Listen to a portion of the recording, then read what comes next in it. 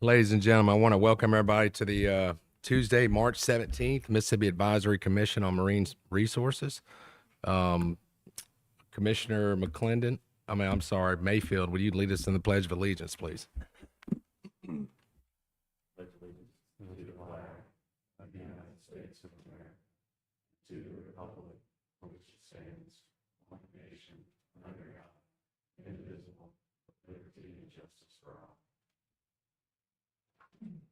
Thank you, Commissioner. Director, would you like to lead us in a prayer? Sure. Before we go to prayer, I'd like for all of us to, just take a moment and think about it.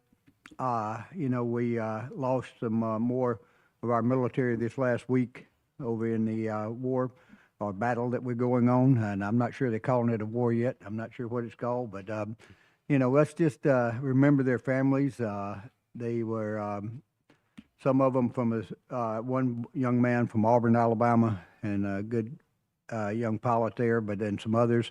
And just think about it. We never know in the world what's going to happen in these tragedies. And even though this wasn't something that they were shot down by an enemy, it was something that happens in battle when you do that. Because when you get a lot of fatigue and a lot of work and a lot of things are happening, people make mistakes. We're all human, We're not God. He's the only one. Jesus was the only one that's perfect, not us. So remember them. Let's go to our Lord in prayer. Heavenly Father, we thank you. We're so blessed to be able to have this organization. Lord, we thank you for the opportunity to be able to serve. And thank you, Lord, for this commission. And thank you for the agency and the ones that work with us and all the people in the state of Mississippi and the other surrounding states that work with us, Lord, and do the things to help us keep this estuary safe and to be able to keep our waters as safe as possible and our food that we could receive from it as safe as possible, Lord. We thank you for each and every one of them, and we ask that you watch over each and every one of us, lead and guide and direct us, and keep us all healthy and safe. We ask this in Jesus Christ's name. Amen. Amen. Thank you, Director. Do we have any questions on the minutes from February 10th? If not, do we have a motion to approve? Motion. Second. All in favor? Aye. Approval of the agenda. Has everybody had an opportunity to review the agenda? Are there any questions? Not, do we have a motion? Motion. Second. All in favor? Aye. All right, moving on to the director. It's all yours. Okay, and before we get started, I do have one special guest in the audience today, Beth Zito. Beth is she's our new executive director for the Mississippi Wildlife, Fisheries, Parks, and Marine Foundation, which we are part of now. And Beth, this is her first chance to be able to come and meet with us, and she wanted to come down and see what happened with Department of Marine Resources, and also be able to talk to some of the people and how we're doing things. And just wanted to welcome her and thank you, Beth, for coming. And we'll give you time. If you want to talk at any time, we'll give you time, but just raise your hand. Otherwise, I think you'll be all right. Thank you a lot. Okay, employment contracts. Got this thing up on the thing? Yeah. All right, we got a new hire who is David May, and he's Environmental Natural Resources Specialist 3. We got some promotions, which we always love to do those. And Brianna Andrews is being promoted to Specialist 3 at the NEAR. Cameron Hodge is promoted to rank of cadet to private in the Marine Patrol. Jacob O'Neill is promoted from cadet to private in the Marine Patrol. Brian Drilling is promoted from to sergeant and law enforcement officer 3 sergeant in Marine Patrol. Wyatt Webb is being promoted to master sergeant in Marine Patrol. So always great to have opportunity to be able to give promotions and also to the new hires. So let's give them all a round of applause.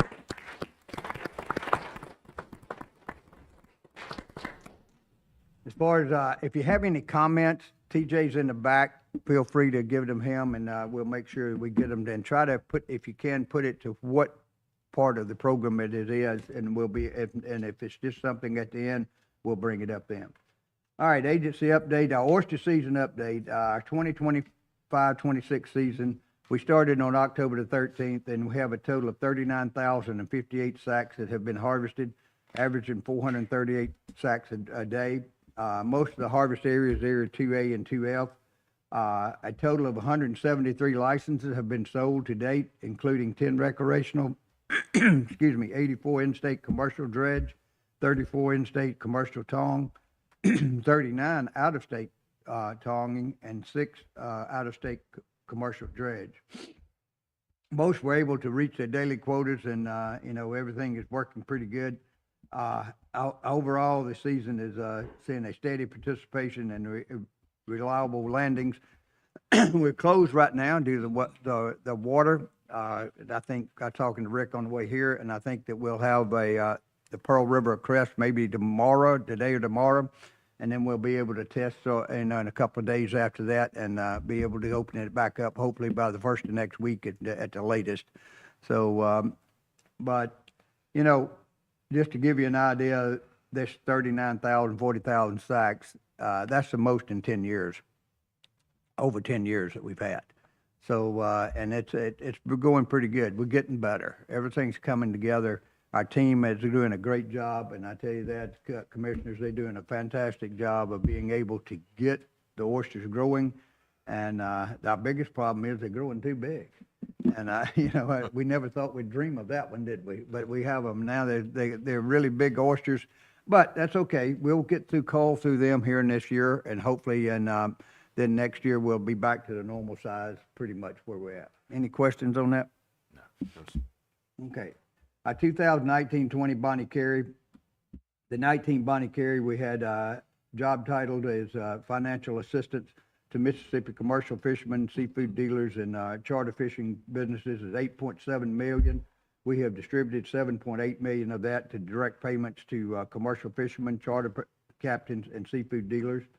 Our grant program for new and emerging seafood processing technology is about $3.7 million. 94% of those funds have been distributed to 24 different applicants. Our commercial vessel safety program of $286,624 project is complete. Our restoration for Mississippi oyster reefs of $5.6 million is ongoing. We're still working on it. Our investigation of point source pollution for shellfish growing of $315,000 is still working. We're doing culch plants, are planning for this summer, so we'll be able to do some this summer on it. And expansion of the Mississippi derelict crab trap removal program of $315,000 has continued ongoing. The Bonnie Carey spillway response for Mississippi Western Sound Science Collaborative of $354,000. The project funds to be reallocated because the project was funded with another source. We had put that in there to do it, and then it was funded, I think, through the coalition. Is what we did. The coalition did it, so we'll move that funding to another source. The Mississippi Seafood Market Program of $322,000 is continuing. We also have an online commercial fishing license purchase system of $412,000, and that is going well. We're working with wildlife to be able to do that, and I think we'll be able to soon start being able to sell our commercial license online. That's something we hadn't been able to do, and wildlife doesn't have a whole lot of commercial license, and we have commercial, so we need to be able to sell them online, and we're being able to work that out. And I think and we are able to take credit cards now. That's something we hadn't been able to do, as far as when you come to not the Bolton building, to our new building. It's temporary. But anytime you buy your license, you can use a credit card for that. Our commercial fisheries training and education program of $274,000 is ongoing. We also have an expansion and enhancement of off-bottom oyster aquaculture for $1.7 million. And the project's funded to be reallocated. The project was funded by another source also. Was GOMESA funded that, and so now we're going to be able to do that. We got another 1.7 for you guys, all right? So we're going to be able to help you with another way. And one of the things we're doing with that is being able to put a barge. It's what we want to do, is put a barge out south of Deer Island with a tumbler, so people, they don't have to move them and bring them in and out. That's one of the things we're working on with that right now. And, so I think that would still be a good deal. And Commissioner, I think you have a voice in that. Do you think that's still I something? think it's a wonderful idea. Okay, good deal. All right, we also have, development of shellfish harvesting training video, which we've completed it, of about 75,000. So that was the 19 Bonnie Carey. In the 20 Bonnie Carey, we did on-bottom oyster and shrimp fisheries, assistance of 2.2 million, and 235 of the 255 shrimp and oyster fishermen have been paid, a total of $1.6 million. An amendment was approved by NOAA to do a supplement, and what that supplement was for is if you had more than one boat, we could pay you for multiple boats now. So we're gonna be able to do that shortly, and that payment process is getting in process right now. So we're able to help a lot, and it is something that was needed. Those things were needed tremendously because of going 5 years without a season, especially the oystermen. Going 5 years without a season is tough. And the shrimpers had that loss too, and so being able to help pay them. And I want to tell y'all, we're the only state in the Gulf of America that does that. Louisiana, Texas, Alabama, Florida, when they get assistance, they do not direct pay their fishermen.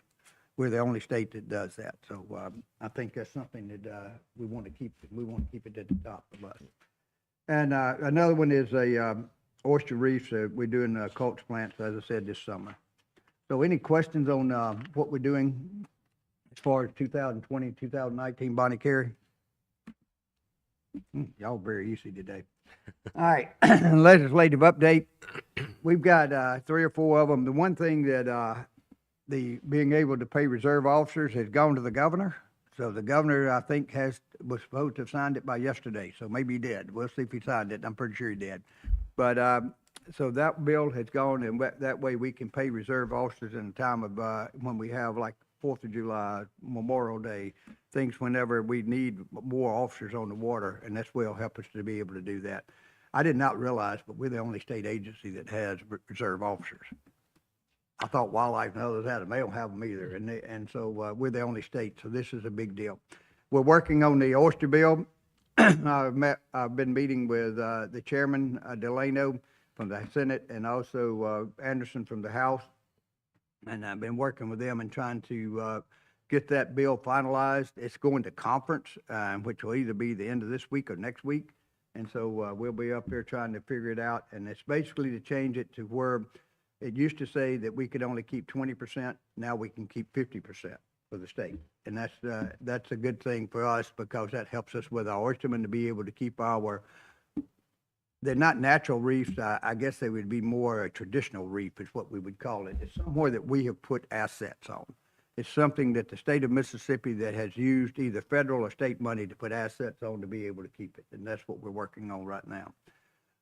As far as the seafood labeling bill, it has been finalized. It's going to conference just because there was a couple of changes in the House and when we made it to the last minute with them. And I think it'll come out with no problem. Basically saying that you can either label it on the front of the menu or by the item wherever you have it. If it's a seafood or either crawfish, that you can label it one way or the other as either import or domestic. And you can also put down the country of origin if you want to, because some people want to do that because there's certain things that have a name for it and they'd like to do it. But I think that's going to work, and the COOL Act is going in. We're following it for everything that we're doing in as far as the grocery stores and all, because that's federal. That's federal law, and we can't supersede federal law. But I'm missing one. Which one am I missing? It doesn't matter. Whatever it is, we'll bring it up in a minute. But anyway, legislature.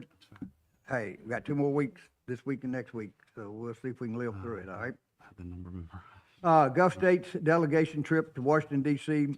We had a real good trip. Rick and I went up. We got to meet with, I think it was about a total of 12 congressmen and senators. And so it was a very good event and be able to talk about what we need. Had a very good meeting with NOAA. NOAA was, and Wildlife and Fisheries, both of those. We had a very good meetings with them. And everything as far as our MS Krill is moving forward. They're on board with us to move it forward. So hopefully we'll get that done, and we'll be able to finalize it this year to be able to implement it by the first of next year. And what this will do will change our allocation. We don't know the number yet, but we're estimating, where's Trevor? I saw him somewhere here. What, 120, 140,000 pounds, something like that?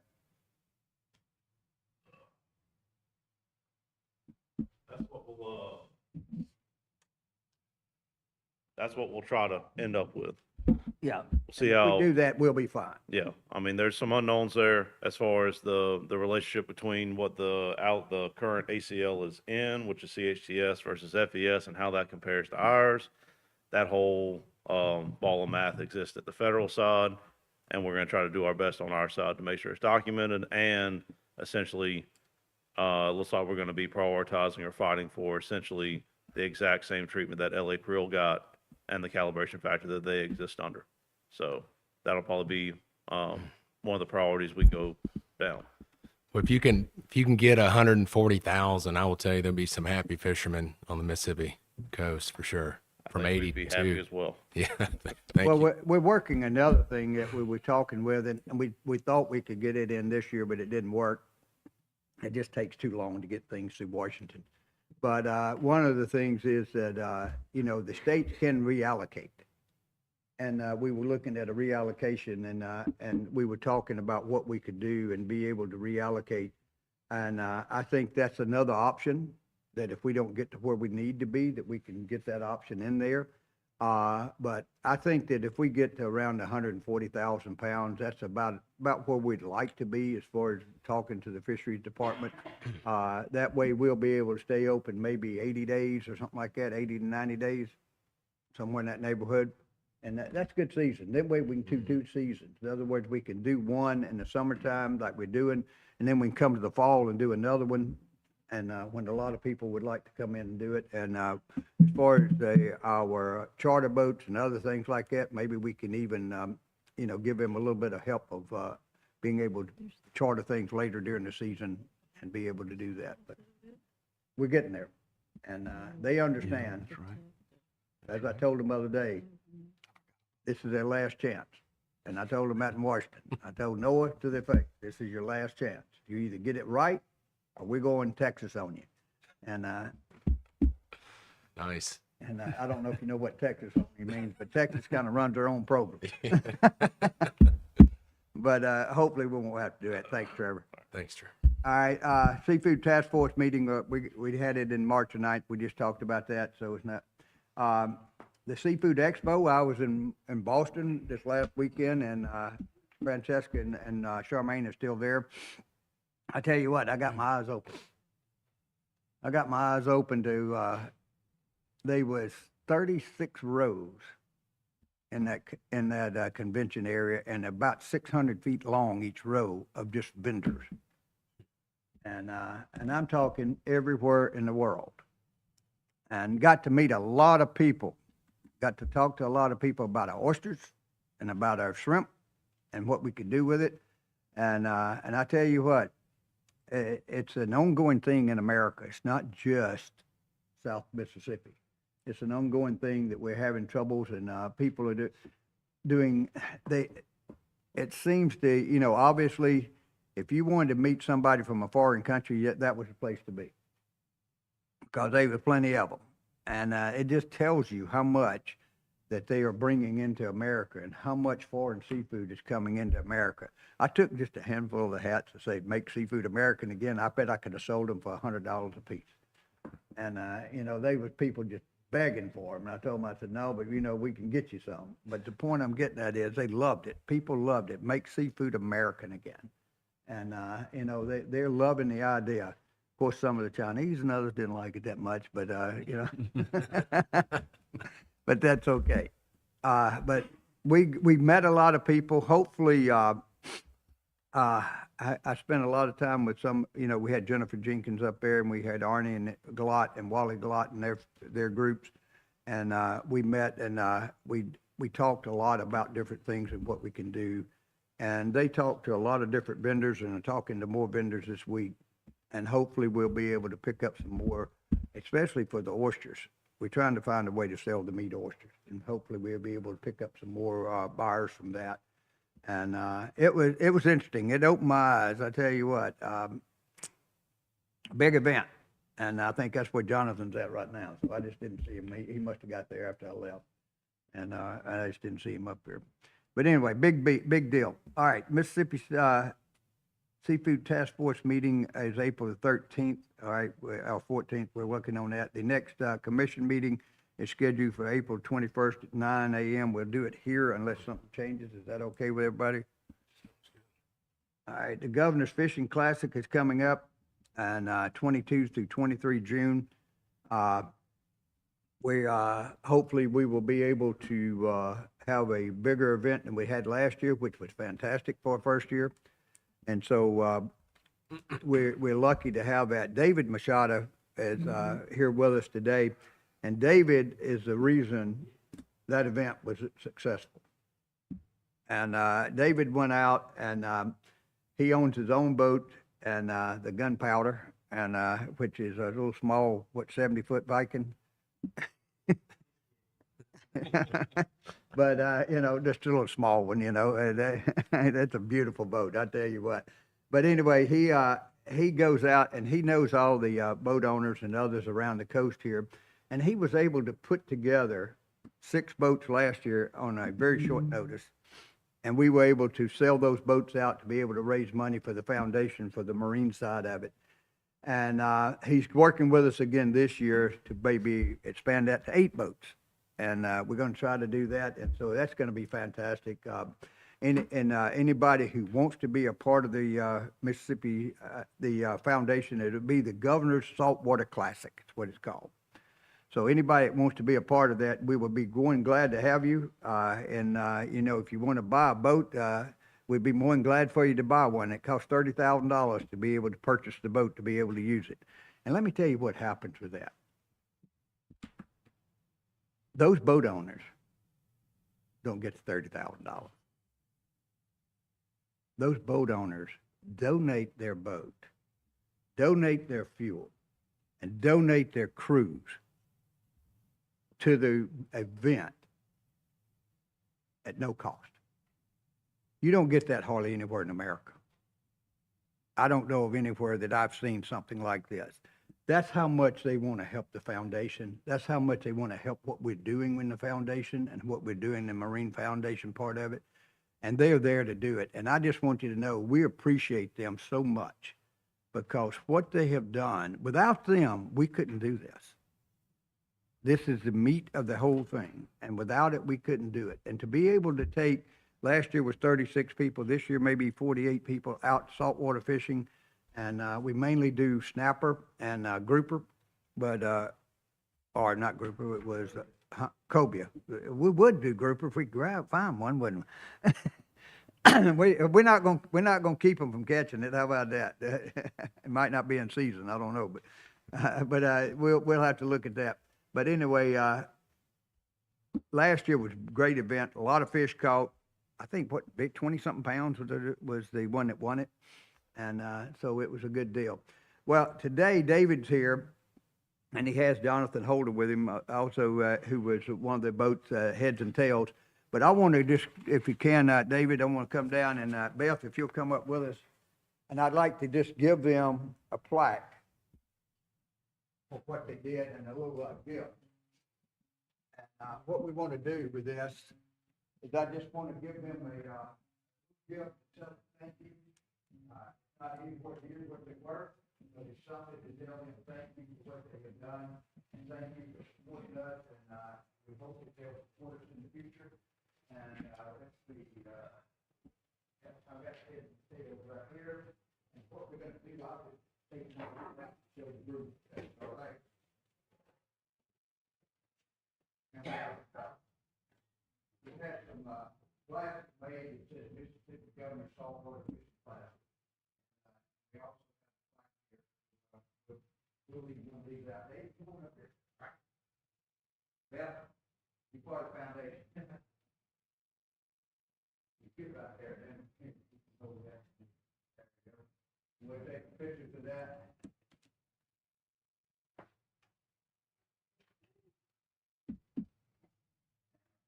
got anything about Don? And he was with the, Tails and Tails.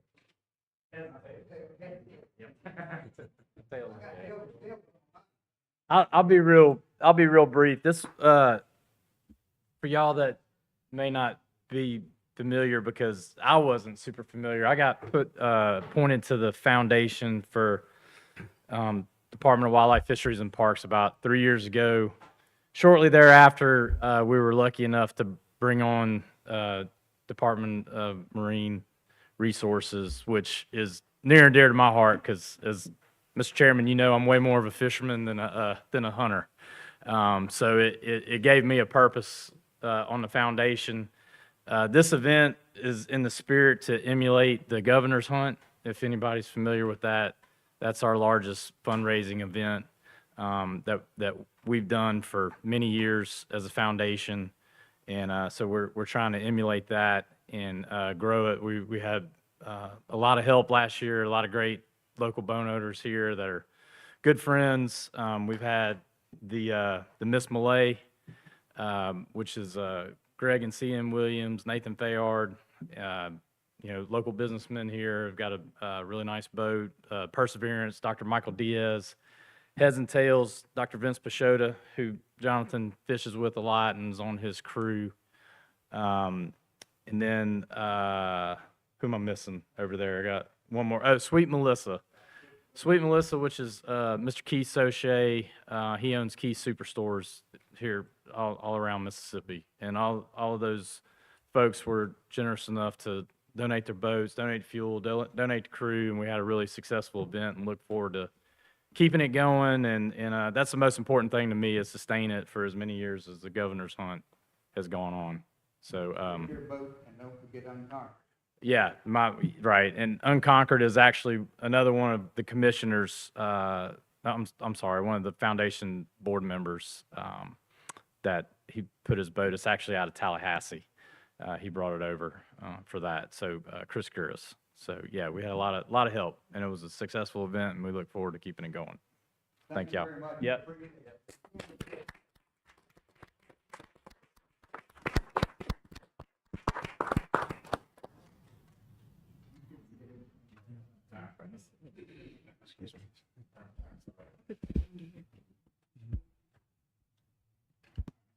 Inside joke for David. That'll go good next to that Fado Doe wooden speckled trout from St. Bernard Parish.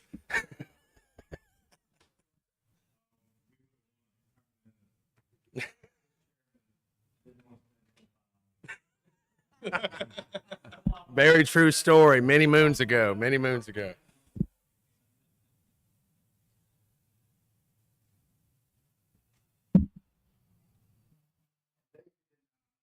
And then we've already we've given theirs to them. But David, if you would take these. Yeah, my hand will get those, and several of them, as you heard, are doctors, and they're in surgery and whatnot this morning, so they weren't able to make it. But still got a lot of support about this.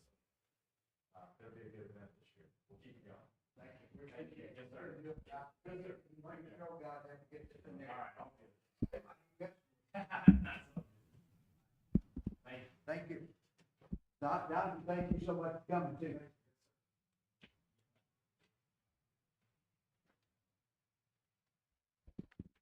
All right. Awesome. All right, we couldn't do it without them, and thank them again. Once again, that's a fantastic thing, and if you want to be a part of it this year, if you know anybody that has something that they would like to donate that we can raffle off or anything else, all the proceeds go straight to the foundation. And just to give you an idea, this year we're working out, we have 5 scholarships for $5,000 apiece that we're going to be able to give. And what's amazing about that is they must be an employee, a family member, or something of the DMR. And that's amazing to be able to do that, because normally they won't let people in the agency do it, but that's the way the foundation wanted to do this, and they're doing the same thing with wildlife. And so someone's children or someone in DMR that would like to go and further their education, we can give them up to we're going to have $5,000 scholarships to be able to do. And it'll mainly be for marine science, marine biology, But we're also going to look at other things too, because, you know, Department of Marine Resources is not just those two agencies. We have law enforcement. We also have the accounting and the finance and HR and other things that we do. So we'll be able to apply for all of those. And then we also going to marry up with the CCA and some others, and they gave us another 25,000 to be able to do more kids fishing, teaching them how to fish and teaching them all about fishing. So that's just the start of where we're at, and we will continue to go forward with that. So, any questions? That's a huge investment for those guys with those boats. So I'm just, I think they're, what a great program. Oh, it is. It's amazing, and that just tells you. It just tells you what the people. That's what I tried to explain to the commission when we first got in. The people who fish are a different breed than the people who hunt, and I'm not saying anything against either one of them because I do both. Okay, but the big saltwater fishermen put a lot of money into saltwater fishing. They put a lot of money into it, and so they're willing to be able to help make it better, and that's what they want to do. So we appreciate that. All right, we'll move right along real quick. I've taken up almost all morning. Derelict vessels, we got 238 cases that have been brought to us. 208 have been removed. 34 are pending removal, and one is in court order right now for removal. And any question on that? And the last one is actions update. Good morning, Commissioners and Director. During the February 2026 meeting, the Commission recommended and the Director approved the following three motions. First, a no-wake zone for residential canals and bayous in Garden Isle area of Bay St. Louis. Second, a permit to Marty Cockrell to construct a living shoreline consisting of 9 breakwaters and native plants in the Mississippi Sound off of Ocean Springs. And third, there was a certificate of waiver to TGHP LLC to extend piers, construct additional piers, install pilings, and receive an after-the-fact certification for piers, pilings, and canal excavation with a commercial facility on Bay St. Louis and Malini Bayou in Pass Christian. And that concludes the actions update. Any questions, Commissioner? No, sir. If not, unless Beth, do you have anything you would like to say to the? Okay, all right. Well, we move forward. That's my report, sir. Great report, Director. Thank you for the updates. Do any of the commissioners have anything to report on today? No report. Report. Good. Trevor already answered my question earlier, so I'm good. Moving on to Chief Wilkerson for the Marine Patrol. Good morning. Everybody is staying warm this morning. Hope tomorrow it'll be 80 degrees, so we'll be back on top. The report itself, sir? I know. The report itself is pretty cut and dry. There are a few ORSA violations that are still pending. We're looking at 0 boat accidents for the month That's great. of February through the diligence of Marine Patrol and the public of the state of Mississippi. Hopefully we continue that during the summer. But other than that, I will field any questions. Any questions? All right. Thank you, Chief. Thank you. Appreciate the report. Thank y'all. All right. Moving down to Coastal Resources Management. Looks like we have a Katie Nelson. Good morning. Is this? Morning. Oh, it is. I probably don't need it very much, but hopefully y'all can hear me. So I actually have 2 projects to discuss this morning. The first is a request for a certificate of waiver by CSX Transportation, Inc. The project is located in Grand Plains Bayou near the Pearl River in Hancock County. The project is located within the Preservation Use District.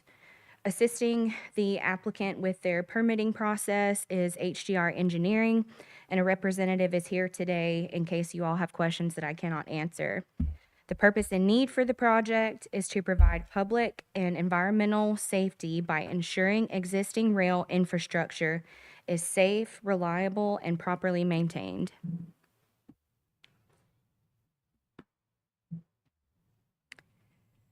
The applicant is proposing to expand the existing railway bridge from a single track to a double track railway. They're expanding it from 120 feet by 40 feet to 144 feet by 44 feet. They are also requesting to place 0.0481 acre of riprap in unvegetated coastal wetlands for shoreline stabilization.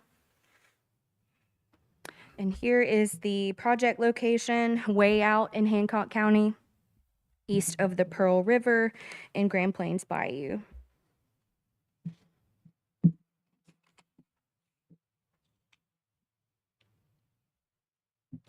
This slide shows the project diagram that details the impacts, including the existing footprint of the bridge in black. The new footprint of the expansion is in red. The orange shows the proposed riprap placement locations. There is also excavation and other riprap placement as part of this project, but it will take place in uplands. Therefore, it does not need to be included in this request for certification. This diagram also shows the approximate location where the barge will be within the waterway during construction. For the project area, the applicant is requesting a use plan change from Preservation District to a Special Use District S6 for restoration and enhancement areas. The applicant justifies this request by stating that there are no significant environmental impacts that would occur if the project was allowed. There's no feasible or alternative sites in the use designation being requested are available. The general public and governmental entities were notified of the activity, and there are no significant conflicts with surrounding uses or public access to coastal wetlands would occur, and the activity does not adversely affect the public interest in protecting coastal wetlands. Staff also determined that there was likely a mistake in the original drafting of the coastal wetlands use plan. The existing railway path should have been excluded from the preservation district whenever the use districts were designated. For the public and agency notices, notification of the proposed project appeared in the Sun Herald on October 26, 2025, as well as February 15th, 22nd, and March 1st of 2026. Notification of the project also appeared on our website October 23rd through November 10th of 25, as well as February 13th through March 2nd of 26. No public comments were received. We also received no comments from DEQ. MDAH did request that a condition be included in our permit that all ground disturbance be monitored by a qualified archaeologist. Secretary of State said the project area is located on public trust tidelands and submerged lands. The bridge falls within an area authorized for use as an easement by the authorities above. Therefore, the activities to upgrade, repair, and maintain the easement are authorized by law. After staff conducted a thorough evaluation of the project based on the decision factors in our Mississippi Coastal Program, the project would serve a higher public interest by providing public and environmental safety by ensuring existing rail infrastructure is safe, reliable, and properly maintained. Therefore, staff request a motion that the commission recommend to the executive director to approve the requested use plan change as well as approve the certificate of waiver as they have requested. Do you guys have any questions? It looks very minimal of a change in area of the bridge, in my opinion. And this is an additional bridge, right? No, sir. There's already one existing. Yeah, This but is I mean, but my understanding is that they're gonna build another bridge beside it? Is that right? Or is this just expanding that one bridge? expanding the existing. That's the way I understood. Looks like it's gonna be a whole new bridge. Yeah, I Okay, thought it was a whole new bridge. All right, I'm confused on that. A new bridge that just encompasses a few more feet in length and another couple feet in width. Is that Yeah, correct? let me see if I can go back. Let me show From you. what's existing? Yeah, so it's a one track right now, and they're looking to expand it to a Yeah, two-track. that would be another bridge. That's the reason I'm saying that. Okay. Whole new bridge. Replacing the existing bridge with Huh? replacing the existing bridge with a new bridge. So you're gonna take the existing bridge that's there and replace it, just make it wider and longer? Can you state your name real quick? Oh, sorry, Pl- my name is Daniel Laird with HDR. Thank you. Okay. Correct. Because I'm confused, because we talked about this a lot of times and I got two different statements on it. All right, what, Jennifer, you're pointing something, talk to me, because me and her been around and around on this. They are taking the existing bridge that has one track and removing it, replacing it with a new bridge that will have two tracks, So they're gonna take out the whole bridge, and put in another one that has two tracks. so they're gonna actually disrupt operation for a while then. And he can speak to timelines. Yeah, I think our current estimate is about 1 month. The channel will be closed. Amazing how quick they can build a bridge, Yeah. I tell you what. But that is an estimate at this point, depending on the contractor's schedule. Okay, I thought you was building a new bridge right beside that one. No. The old bridge will be removed and a new bridge will be constructed in its place. But the foundation of the old bridge will stay. I believe the pilings will be removed, the existing pilings, Hmm. and replaced. That's a quick 30-day project. If y'all can throw that one up that quick, can y'all throw one up on Highway 90 over there too while you're at it? Yeah.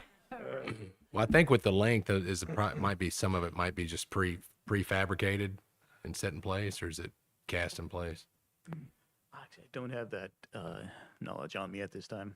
I know after Katrina, they were ready to rebuild their bridges long before we got ours rebuilt, as far as the passenger people driving. But it was amazing how quick they could rebuild those bridges, especially over, Bay St. Louis and areas, because they was able, I mean, it's amazing. Yeah. Well, it looks like all the agencies had opportunity to comment and commented, and the actual area is minimal from what's existing. So And we're not taking up really anything to amount to anything, a couple of feet one way or the other is all you're talking about. So it's not like we're impacting a whole new area. No, sir. Most of it is going to occur on uplands, like the expansion. I think it's from 120 feet. That's what's existing in length, and it's I believe 40 feet in width, and it's just going to 144 in width and 44 in length. So they're gonna make it to where it's two rails instead of one. Yes, sir. That's my understanding. What's this gonna benefit? How's it gonna do it?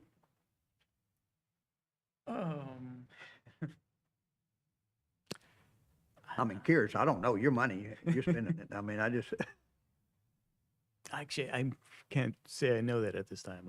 I mean, I'm pretty sure there's a double track just to the east of that right there where I'm assuming they do transfers. I spent a lot of time down there as a kid. We had a camp. I caught a lot of fish under that bridge. So I'm pretty sure just to the east of that they have a double track. So I'm so assuming maybe they need. connecting it. Yeah, that's Okay. That's what I'm. I didn't know if it was something to do with, being able to pull a train off to this side and then let another one go through or something. I didn't, I see it all the time. I didn't know. Okay.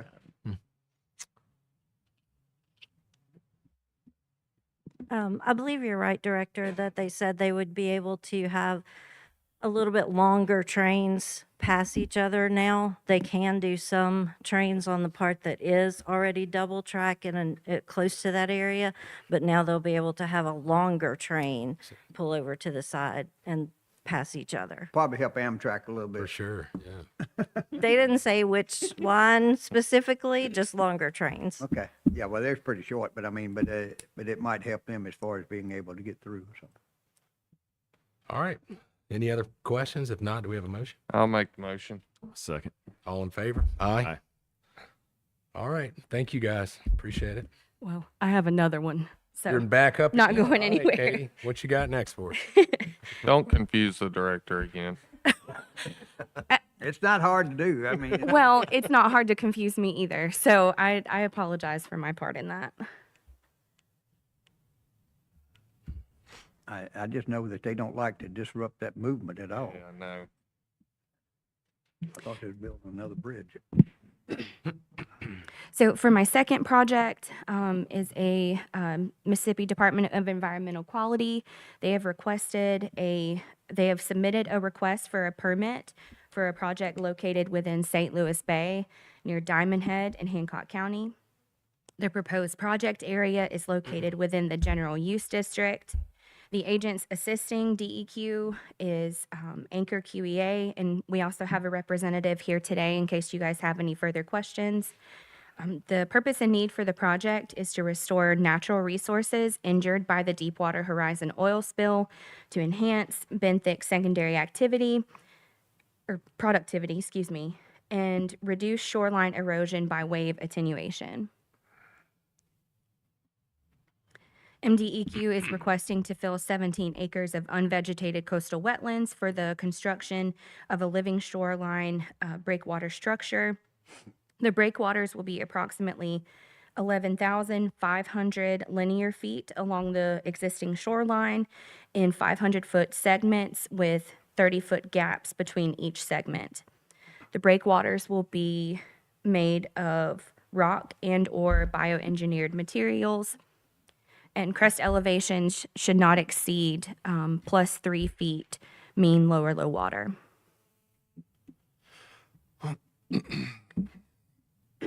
Excuse me.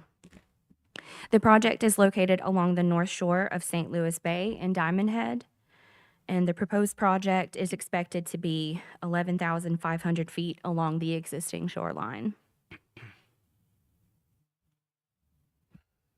And as stated previously, the breakwater living shoreline structures could be constructed of rock and/or bioengineered materials.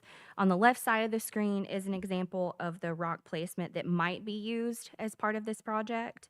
Additionally, the two diagrams on the right side are examples of some of the bioengineered materials that might be used in this project.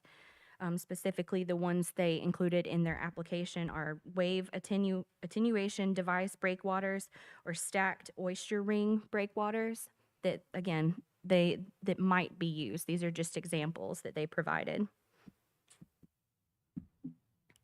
The proposed project is allowable within the general use district, but the applicant is requesting a change to the coastal wetlands use plan in the footprint of the proposed project to a special use district S6 for restoration and enhancement areas. DEQ justifies this request by stating there is a significant public benefit in the activity. Impacts to public access and adverse environmental impacts have been minimized. The general public and governmental entities were notified of the project, and a public hearing was held.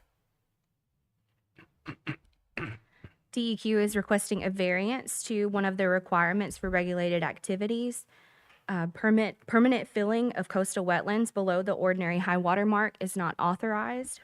They're justifying this variance request by stating that impacts on coastal wetlands would be no worse than if the requirements were followed because of the filling of coastal wetlands is being conducted to support ecological restoration, which will provide an overall net positive environmental impact. For the public notices and hearing, notification of the proposed project appeared in the Sun Herald on February 8th, 15th, and 22nd of this year. Notification of the project also appeared on our DMR website from February 5th through the 23rd of this year. No public comments were received, and we did hold a public hearing on the evening of Thursday, February 26th in Bay St. Louis. No comments were received on that either. For the agency comments, no comments were received from DEQ. For MDAH, they requested a submerged cultural resource survey, and it was completed and submitted to MDAH. MDAH stated that they have no objections as long as areas with potential resources were avoided, and DEQ designed the project to avoid any potential resources. Secretary of State stated that a rent-exempt lease is required. After staff conducted a thorough evaluation of the project based on the decision factors in our Mississippi Coastal Program, The project would serve a higher public interest by restoring benthic secondary productivity for bivalve mollusks, annelid worms, shrimp, and crabs, reducing the shoreline erosion and protecting coastal salt marsh habitat by wave attenuation, and increasing recreational and commercial fishing opportunities. Therefore, staff requests a motion that the commission recommend to the executive director to approve the requested variance, approve the requested use plan change, approve the permit as requested, and condition the permit to contain the following: submission of an adaptive management plan to be reviewed by MDMR staff prior to construction, coordination with the U.S. Coast Guard for necessary navigational aids at the project location, and the project area should be inspected for presence of SAV during the growing season prior to implementation of the project. The survey should be submitted to MDMR wetlands permitting staff at least 30 days prior to project commencement. If any SAV is found in the area, a final review and approval of the DMR staff should be required prior to project commencement. That's a lot. Yeah, that's a quite a project. Is that like 2 miles of? Assuming that there's been quite a bit of erosion over the years in that area that's been tracked, I guess. That's a lot. I'm sorry. I didn't It's mean your to- neck of the woods. Yeah, it's kind of my backyard. So essentially, this is going to be the same thing that we've got south of Bayou Caddy in Hancock County. which Is she I- shaking her head? Yeah, she is. I love that project, and I'm happy to see this coming to the bay back there because, yeah, it does catch a beating with south winds on that north side of the bay. It's a big, shallow flat that will provide some really good habitat once we get that in there. I would like to correct one thing that I'm seeing here at the bottom of the staff recommendations is that it will increase recreational and commercial fishing opportunities. There's no commercial fishing back there because we're north of CSX. I don't want to. Better not be. Don't want somebody to say, "Hey, y'all said it." So, I'm in favor of it. That's also my fault. I included that part. How so is these, and you would know, Ronnie, on the other one, I guess, but as far as markings for nighttime, maybe nobody goes that direction because it's so shallow already. I'm not. So they're already on all the charts, and they do have poles and signs down there in Hancock County. Number one, this is a very low boat traffic area. It's not near anything that's navigable for people transversing the bay. It's the north end of it. It is a very shallow flat, quite a ways out in front of where they're going to be placing this. So if you're running in there, you're more than likely coming down to idle speed before you ever get anywhere near it. Gotcha. Okay. And there is existing marsh habitat. Like it's a Oh, yeah. big area. Yeah. They're basically just trying to protect that as well, provide habitat. And from my understanding, the Coast Guard tells us what we have to put there as far as any type of lighting or any type of marking and all. So I'm sure we'll follow that 100%, whatever the Coast Guard says. Yes, sir. DEQ will. Okay. Do we have a motion to take the staff's recommendation?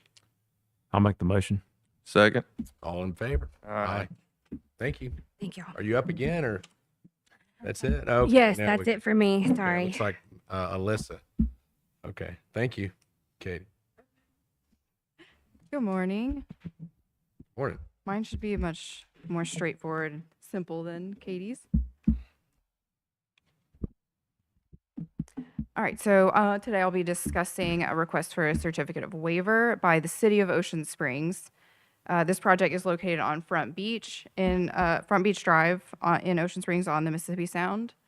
The use district is C for commercial fishing, recreational marina, and dockside gaming. The agent for this project is Cypress Environment and Infrastructure, and there are representatives from both the city and from Cypress here if y'all have any hard questions. So the purpose and need of this project is to utilize a long vacant site to enhance recreational opportunities as a waterfront park for the coastal community. So what the applicant is proposing to do is replace the existing bulkhead and place approximately 4,626 square feet of riprap within unvegetated coastal wetlands and remove debris in the form of derelict pilings and bulkhead remnants. So like I said, this project is located on Front Beach Drive. The project site was previously used for the commercial fishing industry and has historically had an armored shoreline. And the whole project, well, the site is uplands, and then, you know, just the shoreline is what they're proposing to have any impact on. So here is the site plans.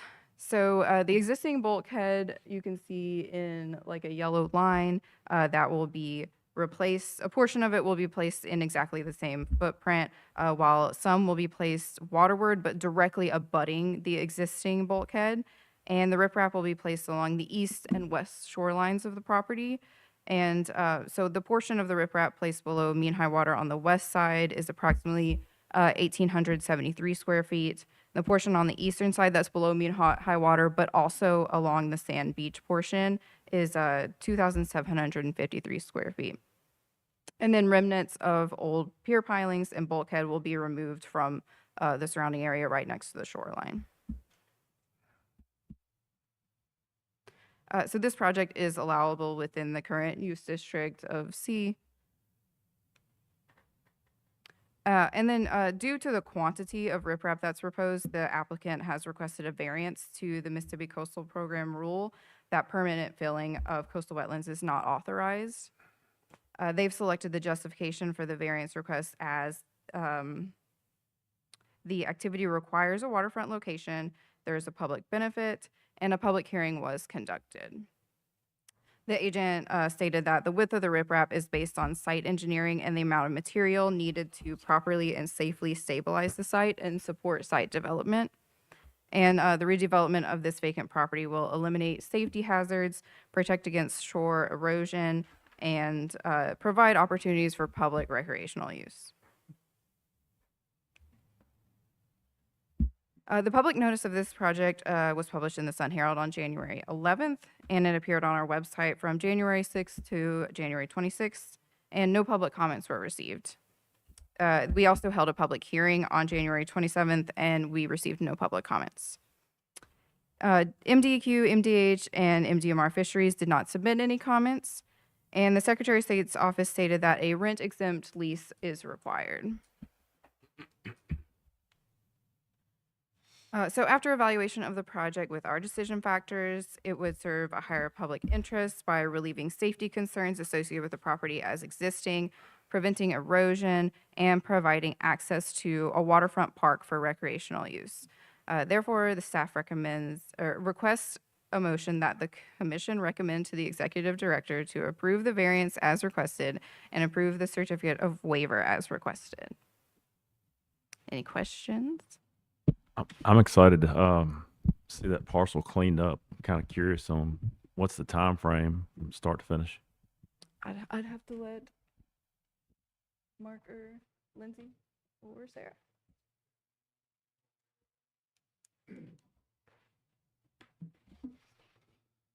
Yeah, sure. Mark Foster with Cypress. Hey, Mark. The city will be going to bid pretty quickly once we go ahead and get the permit on this thing. And we would anticipate that this summer that construction would begin on this thing. I would expect that by this fall, the site will be stabilized, bulkhead replaced, and then the city will be moving on to cleaning up the rest of the interior of the site and all that. Just right now, the bulkheads are risk of falling down, and then the whole site could avulse off into the sound. So it's one of those where we got to get the shoreline stabilized, and then they'll be able to go ahead and make a nice park there on Front Beach. Appreciate it.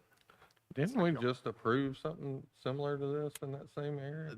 That was right on the east side of the entrance to the harbor, inner harbor. But it was Shearwater. similar. This is it's definitely vulnerable. I mean, the way it looks. I mean, it looks like it needs to be done. Yeah. Opinion. Now, this is, if I'm not mistaken, this is the area that they were looking at before that was going to be a harbor Marina. or area, and now they've turned it back and they're just going to basically redo the bulkhead around it and open it up and make it more recreational for everybody to be able to utilize it. It's right across from, is that Jackson? I think that comes in and. Yeah, that's Jackson. Yeah. And you know, we have the Reynolds property across the street from there. So that's the property that we own there. But anyway, long story short, I think it's a way of stabilizing that area and being able to do it. And the city's already moving stuff in there. I know they Yeah. haven't done any work. No, I know that. They haven't done any work, but they already moved. I saw some equipment and some storm drain pipe, I thought, already on the They site already for moved something, stuff, yeah. another project. So. Yeah, it's a staging area Yeah. for some other Yeah. projects that are ongoing Well, in the city. and I can tell you that place it gets hit hard, so it's going to need some serious protection to last a little while. So I think it'll be great for the city and for the community. Yep. Yeah, the existing bulkhead is very old and tiebacks are rusted out and exposed on the surface, and it definitely needs a little TLC to get it back where it needs to be. all right, thank you, Mark. Any other questions? If not, do we have a motion? I'll make the motion. All right, Second. all in favor? Aye. Thank you. Thank you. All right, looks like down to Rick. Rick, you're filling in for Miss Charmaine today, man. This is exciting. What you got? It's exciting, yeah, that's right. Yeah, they're at the Boston Seafood Show, and so they dug deep into the bullpen to get me to present the public affairs report. But we'll give it our best shot. All right, so the Department of Marine Resources had 16 media mentions since the February meeting. News items included MDMR accepting applications for the Aquaculture Advanced Seed Program, Advanced Seed Production Training Program, boater safety tips when a storm strikes, and the Mississippi Senate looking at updates to the state seafood labeling law. You'll see here on this slide, Marine Patrol participated in the Pass Christian Middle School Career Fair on February 13th. And there's Officer Payne there for the Office of Marine Patrol. They also did the 4-H Ghost Fishing event in West Hancock Elementary School on February 23rd, and the Long Beach Touch a Truck on March 14th. There's Lieutenant Payne again with his truck and his vessel. On February 11th, the Finfish Bureau hosted Cooper Wrightson for a job shadowing where he was able to participate in various roles held by Finfish staff. You can see him pulling a seine on the beach. They're working up the samples they caught, so I'm sure he had a good time and learned a lot. Ellen Coffin and Kat Glover with the Shellfish Bureau both participated as guest speakers for the Bay High School Marine Biology class on February 24th. Becky Hargrove and the Seafood Technology Bureau, who's actually our microbiology lab director, served as a speaker for the American Society for Clinical Laboratory Science conference held at the Mississippi Gulf Coast Community College Hospitality Campus in Biloxi on March 2nd. The Artificial Reef Bureau's Courtney Walker participated in a reef coordination project with CCA at St. Patrick's High School on March the 3rd. Hatchery Bureau staff assisted Ocean Springs High School aquaculture program with striped bass release on March the 10th. And Shellfish Bureau Director Jason Ryder participated in the Gulf Blue Navigator cohort meeting on March 11th in Gulfport. Coastal Resource Management's Caitlin Payne and Allison Bigger participated in Homeschool Wednesday Water at Infinity Science Center on March 11th. Brianna Andrews at the Grand Bay Near participated in the Ocean Guardian School program at Wool Market Elementary School on February 23rd. The Near's Emmett Carson provided observer training for phenological monitoring in Gulf Shores on February 27th. And the Near staff also participated at the Kids 101 Mobile Boat Show February 28th and March 1st. At this year's Mississippi Regions 1 and 6 Science and Engineering Fair held at USM's Gulf Park campus on March 6th, Seafood Technology Bureau's Raul Anzola and Ralph Terry, and the Near's Jennifer Cumbus, Brianna Andrews, Cassie Porter, and Janelle Patel served as judges for the science fair. During the awards presentation, I presented the MDMR's Excellence in Marine Science Awards to Jace Holmes, who's a fourth grader at Oak Grove Elementary School. His project was Defend the Dirt. And then Colin Murphy on the right, he's a junior at St. Patrick's High School for his project, Spatial Variations of Fecal Coliform. The Mississippi Seafood Marketing Program sponsored seafood at the Gumbo Fest with the City of Gulfport on February 21st, and the Camper Caucus Legislative Reception in Jackson on March 11th. And then, as I mentioned, their Public Affairs is currently promoting Mississippi seafood at the Boston Seafood Show. And then we would also like to invite everyone to join us for Celebrate the Gulf Marine Education Festival on Saturday, April 11th at War Memorial Park in Pass Christian. The event will be held from 10 a.m. until 3 p.m.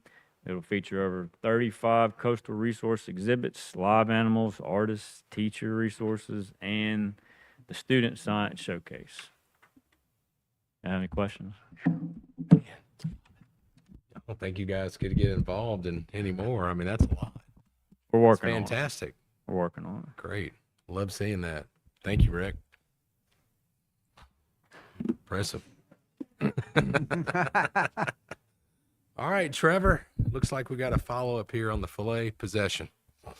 Yeah, it's from the conversation we had last month. I will say, from our earlier conversation, all three of those pathways are still being pursued that we had discussed previously. So the calibration hopefully gives us a few more pounds. The state-by-state allocation at the council level, the director's been doing a good job of trying to bring that one home. And then you've got the assessment side of producing new management advice for the fishery as a whole. All that is dependent on MS Grill, which has been, had a lot of great progress that I mentioned last time. Eric's in the crowd, Eric Geely, he's actually been the point person for us on MS Grill, and it's been going quite well, and we're expecting that news to come of certification hopefully within the month. We've certainly done our part when it comes to that. But back to the item at hand, which is just an update on filet possession. If this one goes through, it might be the shortest regulation change we've ever made. Here's the language. I know it takes a lot to read that because it's a lot of language, but essentially it alters Rule 5.1 and simply adds any charter recreational boat fishing within or outside of Mississippi territorial waters over 24 hours before returning to land following a float plan can possess fillets. So it's what we talked about that last time. The simple change is just including the within or outside. And that would be the gist of the rule. Perfect. Question, Let's hear it. if I'm out there for 2 days or whatever, can I fillet the first day and then bring the second day in whole? So the way the regulation states, you can't have more than a single day's possession limit Okay. on a boat. And then, obviously we've got the final destination definition, which helps govern all that kind of stuff. It's essentially the place where the fish are no longer transported by a vessel is deemed as the final destination. Those two coincide on one another is usually how this thing goes down. But you cannot have more than a single day's possession limit based on current regulation. And it sounds like this is applicable to anybody that's out more than 24. If you were camping or, out at one of our islands or however you're out with over that 24-hour period, it's still, whether you're in a camp at whatever, it's still, it's all the same. I think it's important to state here, it certainly doesn't apply on the federal side, right? Right. It's within the state fisheries, the state species, stuff like that. The federal side has their own rules and governances when it comes to landing fish whole, all that kind of stuff. We have the flexibility to be able to establish this for state species. Gotcha. So yes, the islands, everything else like that. So, and this is across all species? For the state species, the non-federally managed species, yes.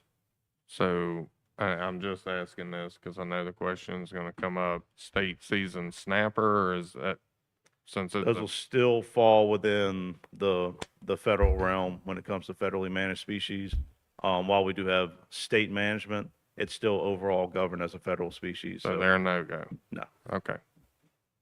Just for clarification. Yeah, absolutely. Good question. 'Cause that's Yeah. certainly one that's going to pop Yeah, up. Some yeah, confusion sure. there. Yeah. Yeah. Well, man, that's great. Any questions? Yeah, I'm so good. all we would need is just a recommendation to move forward, and we'll start with the notice. Yeah. Do we have a motion to recommend? I'll make the motion. All right. Second. All in favor? Aye. Thank you, Trevor. All right. Appreciate it. Hey, Trevor, and one other thing that we're doing too, in the allocation stuff, we're also putting something forward with the Gulf Council, and Trevor, if there's anything you can talk about this, but it's to be able, the Gulf of America has an allocation for recreational snapper. And if any one state goes over their allocation and they's under from another state, we will have the authority, and that's what we're trying to get through, which will probably come next year, to be able to donate to that other state. In other words, like last year, Florida was 1 million pounds under. And if Mississippi had been 10,000 over, they could have gave us the 10,000 pounds and not be a payback. Well, what is the and I don't know this. That's why I'm asking the question. Is there a cutoff date, or is it just goes all the way through the end of the year for all the states? So each state can dictate its own season based on the allocation that they have. The pattern we've been seeing across the Gulf, especially on the eastern side, at least at this point, is that the seasons have extended longer and longer, and less fish are being caught. So there's a decrease in efficiency of their fleet, whether that be just the season ongoing, the fish getting beat down, and simply just the catchability decreasing, or some declines in the actual abundance in the nearshore reefs and stuff like that. There's been a lot of discussion of people having to go out further to catch those fish, everything. We're not seeing that in our waters, but that conversation has led to, essentially, if you've got a state like Florida who's harvesting 50% or less of their ACL a year, and you've got us who might go over 5,000 to 10,000 pounds, our 10,000 pounds is a drop in the bucket compared to the 500,000 pounds that they're leaving on the table. So the individual state requirements and paybacks should likely be alleviated in that scenario if we're using the Gulf-wide fishery logic for that species. And we're following a rule the Atlantic did with this, and they are allowed to do that in the Atlantic. And so we were able to follow that. So I think it'll go through commerce with no problem once we get it all, but it's just a matter of getting the wickets done, and it just takes a long time. Yep. It's all exciting news. Hey, we're trying, I tell you Well, what. you guys are, And, I've Trevor's always, doing a fantastic Yeah, job you- on the SFC over there. He's Man, the we're- chairman, you know. So we are lucky to have the chairman of very, the SFC yeah. sitting in The whole department, fighting for our snapper is a big deal. So thank you guys. Trying to push logic back into federal fisheries management is That's it, is yeah. not a simple Good task. luck. Thank you. I don't believe we have any public comments. or No, you I do have anything? other business if I can. Okay. other I business. just want to let you know a couple of things. Excuse me. That we received in the foundation $1 million about a month ago. And it's $1 million that was donated to us in a grant from Washington, and it came through Cindy Hyde Smith and Congressman Ezell pushing hard to be able to do this, our senator and our congressman. And it's for oyster restoration and also workforce enhancement. And so that $1 million will be coming down. It's already approved. It's signed by the President of the United States. So it's already coming. And so it's another $1 million that we'll be able to do, that Beth will be helping us work with that on. She's going to Washington next week to talk to Congressman Ezell and Senator Cindy Hyde Smith and some others, our other legislators, about a $5 million grant. And the $5 million grant is going to be for invasive aquatic plant species. And what we're talking about that is, y'all know how much we have a problem here with giant salvania and the areas that we're doing and a lot of the things that's there. Well, we're going to basically split that with wildlife, and they'll get about $2.5 million. We'll get about $2.5 million to be able to do that through the foundation, if this works out, to be able to go and help basically control it. And if not, I don't think we'll ever get rid of it totally, but we can control it and be able to do some stuff. And so Beth's going to fight for us next week on that, and she's going to be up there fighting. So I just want y'all to know that, there's some things that are coming down through the foundation that is really going to help us a whole lot, and so we appreciate that. And the last thing is, if you look at the oysters and what Mississippi's doing and what Louisiana's doing, we're both using a lot of, we're doing spat on shell and other things that are working. And both of us are having an abundance of oysters. Florida and Alabama have hardly any oysters. Texas is declining. So what we're doing is working. And I was just told the other day that Alabama, I think, is fixing to jump on board, and Florida doing the same thing, because they're seeing what we're doing.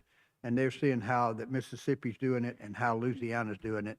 And because of that, you know, we went from 0 oysters in 2019 to where we got about 300,000 sacks of possibly of oysters out there now. And we're only going to harvest 30% of them. So give me, you know, it's not like we're going to take them all, 300,000. But that's amazing in the short period of time. So I just wanted to bring that out. And the staff is doing a fantastic job with that. And I mean, they are out there working every day to do it. But for us to be able to bring that back that quick. In Florida, when they had the big crisis about 7 years ago, they still haven't got it back. And in the Apalachicola area. And, you know, so it's just, if you look at it, and Alabama has been going every year. It's just not there. And so they're all looking at it right now, is to say, hey, we need to do what Mississippi's doing, and we need to do what Louisiana's doing, because it's working. Is there any future insurance or any headway on the Bonnet for alternate routes for a high river flood? Well, there's always I know you guys I mean, everybody was working diligently to come up with to work with the state of Louisiana and come up with alternate methods to water. we had given the Corps of Engineers $25 million to be able to do a lower Mississippi River study. Well, then all of a sudden, when the shutdown happened last year, that got shut out. That got dropped. And so now we've got our legislators in Senate and House both in Washington are saying, wait, you know, the money's still there. Corps, what'd you do with my money? And we need you to go ahead and move forward with this. And so I think it's starting back now. And we're even looking at giving them a little bit more money to be able to do some more studies. And two of the studies that we're looking at is the Almond and Union diversion. And that's the one you've heard me talk about. One is to the east and one's to the west. And they're both between the Bonnie Carey and the Morganza, which is Baton Rouge to New Orleans. And each one of them, if they were opened, could divert as much as 75,000 cubic feet per second if both of them were open. And that would to the east and the west into a cypress forest that would really, just from the scientists that have looked at it and talked about it so far that we've seen the study, it could have took anywhere from 25 to 40 days off of what being an opening in 2019, which would have been huge to us if we'd have been able to do that. And so we're looking at that. They're also looking at changing the Old River structure, where now 30% of the water goes down the Old River structure every day, 70% comes down the Mississippi, and the Old River going to the Chafalaya. And they're looking to change that to 40% and be able to have it to where it can go to 40%. And we're not talking 40% year round. We're talking 40% from like January to April, May timeframe, when the main part of the rains are coming in the Mississippi and through the Mississippi. And that's also the time frame when you get the melt of the snow from the northeast and the central part of the United States, which 31 states all feed into the Mississippi. So you got to understand that when all that melts and all the snow that they've had, it has to go somewhere, and it comes to the Mississippi. But anyway, they're looking at being able, the Corps is all on board with this. They just need to get Congress to give them approval to do it. And we're working hard to get that done. And that could be huge. I mean, just thinking, you know, during the time right now, just say that we had a massive flooding coming from the north on the Mississippi, then they could open that to 40%, which may stop it to the point that we not have to open up the Bonnie Carey. And that's amazing, you know, if we could do some little things. But they're working hard with us. I can tell you the Corps is not going to open the Bonnie Carey unless they absolutely have to.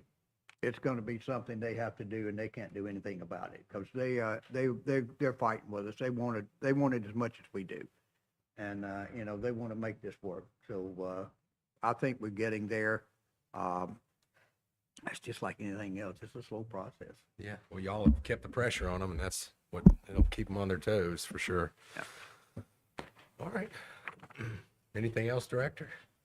No, y'all both run me over time. You're 30 minutes over. I don't know what you're doing. Do we have a motion to close? Motion. Second. All in favor? Aye. Thanks, everyone. Thank you.